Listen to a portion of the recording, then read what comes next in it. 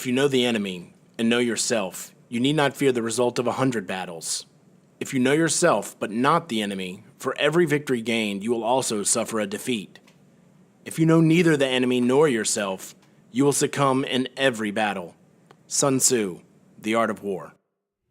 Hi. This quote from Chinese general and master strategist Sun Tzu is just as true today on our cyber battlefield as it was 2,500 years ago on the battlefields of ancient China. What he's talking about is the axiom that you need to know your enemy. And so that's what we're going to work on today. We're going to work on knowing who the perpetrators of cybercrime are so that you can become a better defender of cyberspace. So as we attempt to secure our digital assets, who is our enemy? Well, there are a variety of enemies in this battle, so let's break down some of the categories they generally fall into. Keep in mind that our adversaries often overlap more than one of these categories.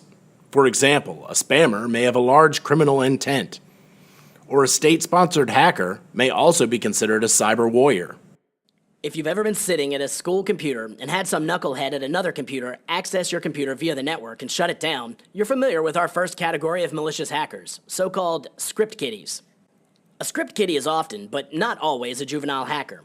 They are attackers who use scripts or programs developed by more sophisticated hackers or crackers. Oftentimes, the underlying motivation for a script kiddie's attack is simply to garner the attention of peers. Script kiddies are generally looked down upon by the hacking community for their lack of self-taught skills and their reliance upon pre-made exploit programs and files. Script kiddies just cut and paste code written by others without having or desiring an understanding of how the code actually works, and generally only care what the code can do for them. Script kiddies are also more often to be found scanning the internet for a victim computer that possesses a certain vulnerability, so they can find a way to use their limited skill set. They do this rather than targeting a specific company or site for other reasons. Because of the many programs available on the internet that were developed by true hackers or crackers, script kiddies are able to easily create mischief, sometimes by simply entering an IP address and clicking a button. The next category of hackers is professional criminals. People who use computers and networks to commit crimes as their way of life typically display some or most of the following characteristics. Professional cybercriminals tend to have some measure of technical knowledge. That knowledge could range from simply being a script kiddie to actually having some real hacking talent. They also tend to have a disregard for the law or rationalizations about why particular laws are invalid or should not apply to them. They have a high tolerance for risk or a need for the thrill factor. They can be control freaks, and they enjoy manipulating or outsmarting others. They tend to have a motive for committing the crime, such as monetary gain, strong emotions, political or religious beliefs, or even just boredom or the desire for a little bit of fun. Cybercriminals can use computers and networks as tools for their crimes, or they might just be incidental to the crime. Many of the crimes committed by cybercriminals could be committed without using computers and networks. For example, terrorist threats could be made over the telephone or via snail mail. Embezzlers could steal company money out of the safe. Con artists can come to the door and talk elderly individuals out of their savings in person. Our third category is spammers. Spamming is the use of electronic messaging systems to send an unsolicited message, known as spam, especially advertising, as well as sending messages repeatedly on the same site. A person who creates electronic spam is called a spammer. While the most widely recognized form of spam is email spam, the term is applied to similar abuses in other media, like instant messaging, web search engine spam, and mobile phone messaging spam, among many other types. It's named after Spam, a luncheon meat, by way of a Monty Python sketch about a restaurant that has spam in every dish and where patrons annoyingly shout spam over and over again. It's difficult to hold spammers accountable for their mass mailings. Because the barrier to entry is so low, spammers are numerous, and the volume of unsolicited mail has become very high. In the year 2011, the estimated figure for spam messages was around 7 trillion. Hacktivists. Hacktivism is the act of hacking or breaking into a computer system for a politically or socially motivated purpose. The individual who performs an act of hacktivism is said to be a hacktivist. Hacktivism emerged in the late 1980s at a time when hacking for fun and profit were becoming noticeable threats. Initially, it took the form of computer viruses and worms that spread messages of protest.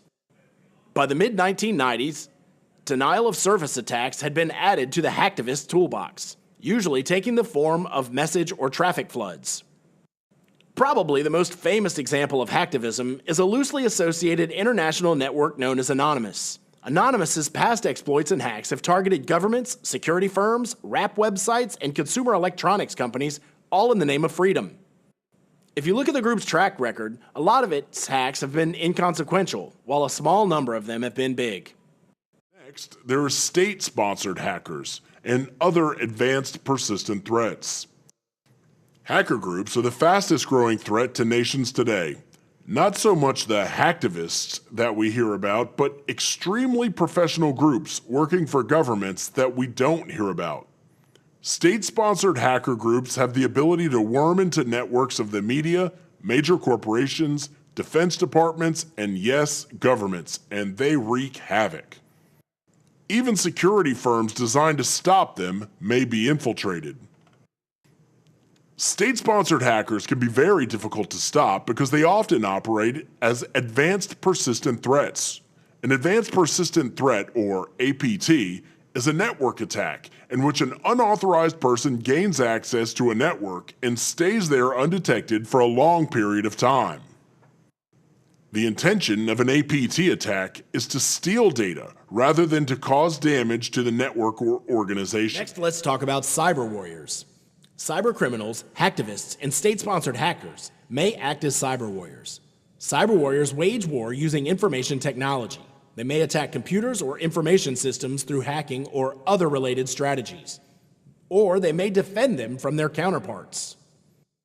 Cyber warriors also may find better ways to secure a system by finding vulnerabilities through hacking and other means and closing those vulnerabilities before other hackers find and exploit them.